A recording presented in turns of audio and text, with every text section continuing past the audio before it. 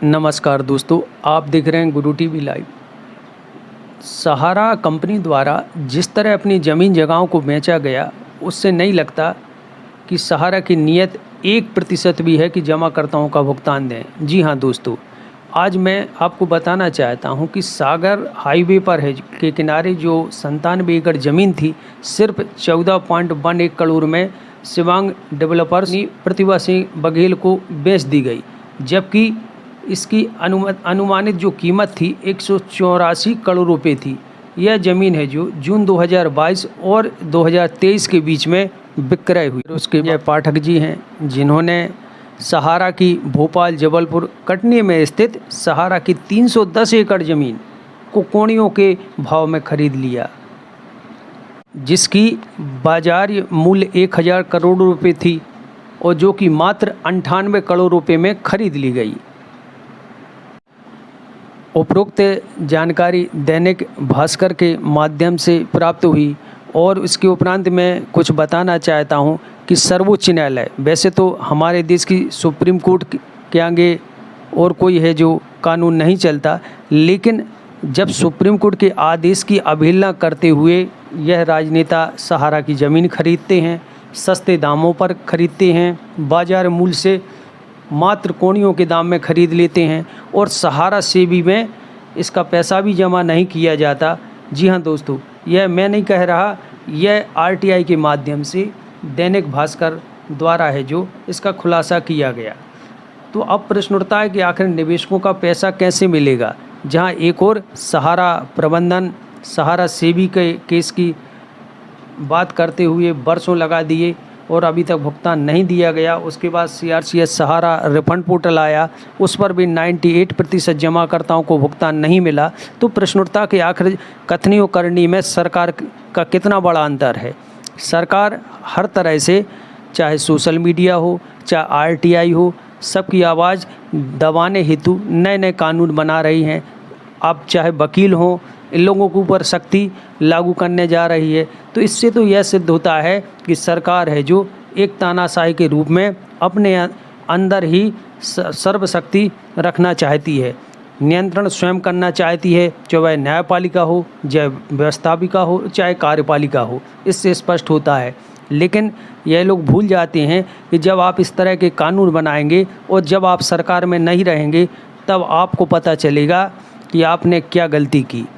लेकिन दोस्तों क्या करें, आज जमाकर्ता जहां मारे फिर रहे हैं, जहां फील्ड के जो सहारा के एजेंट वह आत्महत्याएं कर रहे हैं, वहीं सरकार मात्र झूठ पर झूठ बोलकर समय व्यतीत किया जा रहा है। हाई कोर्ट के कोई आदेशों का पालन नहीं किया जा रहा है, जिला उपभोक्ता फोरम के आदेशों का पालन नहीं किया जा रहा है, CRCS सहारा रिफंड पोर्टल पर जो आवेदन दिए गए उनका भुगतान नहीं किया जा रहा है। तो आखिर जमाकर्ता करे तो आखिर क्या करे। दूसरी ओर इनके जो मंत्रीगण हैं, चाहे अभी तो बहुत से खुलासे होना बाकी है, अभी दिल्ली में भी खुलासा होगा कि कौन से मंत्री ने 500 एकड़ ज़मीन है जो प्राप्त कर ली, गुजरात में कितनी ज़मीन प्राप्त हो गई। ये बहुत से खुलासे हैं, इन पर भी बहुत जल्द खुलासा होने वाला है, जिससे पता चलेगा कि जब नीचे से ऊपर तक है जो सहारा की संपत्तियों को किस तरह सस्ते दामों में ख़रीदा गया, ताकि सहारा के जो डायरेक्टर हैं उन पर कार्रवाई ना हो और ये लोग आराम से विदेश भाग जाएं अथवा सुरक्षित है जो केस से बरी हो जाएं। और हो भी सकता है, क्यों ना हो, पैरोल मिल सकती है।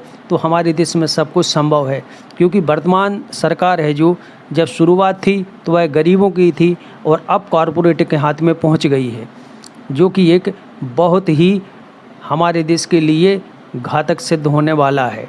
आज गरीब निवेशक मारे फिर रहे हैं, लेकिन क्या करें, किससे अपेक्षा रखें। दिन प्रतिदिन नियम कानूनों का बदलाव करना, आवाज़ को दबाना कहाँ तक सही है।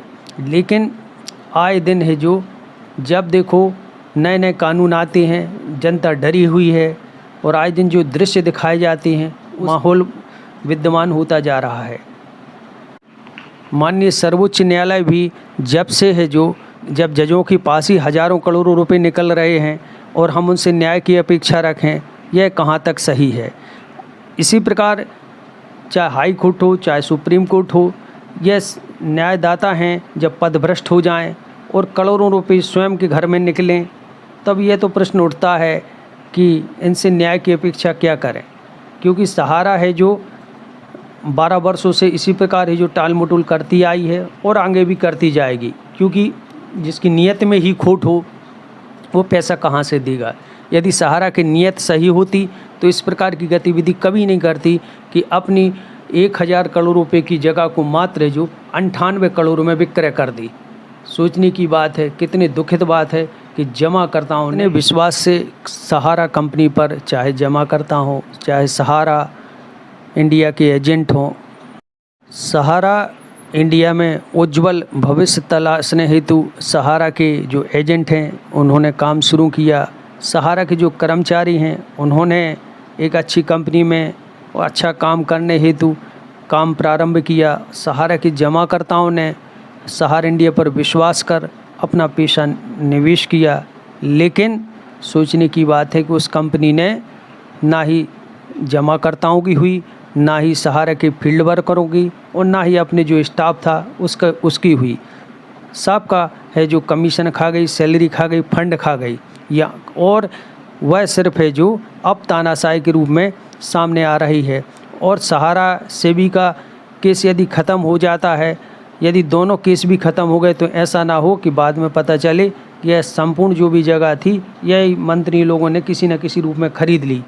और हमारे देश का कानून सभी को पता है कि राजस्व विभाग एक ऐसा है कि ऑनलाइन हो चाहे ऑफलाइन हो, सब कुछ छेड़छाड़ हो सकती है, इसमें कोई बड़ी बात नहीं है। क्योंकि आज तकनीकी समय है और इस तरह के कार्य होते हैं, और अगर पकड़े गए तो क्या होगा, केस चलेगा। तो यही केस है जो सुलझाने में, यदि ये इन्हीं दोनों राजनेताओं की जो पोल पट्टी खुलेगी तो 20 साल लग जाएंगे। उसके उपरांत यदि राजस्व की पोल खुलेगी तो 20 साल और लग जाएंगे। तो इस तरह है जो 50 साल यह केस चलेगा, और इसके बीच में ना तो एजेंट बचेंगे और ना ही जमा। इस प्रकार जो सहकारिता मंत्री जी बोलते हैं हम पाई पाई चुकाएंगे, तो इस प्रकार है जो माननीय सहकारिता मंत्री जी पाई पाई सभी निवेशकों की चुका देंगे।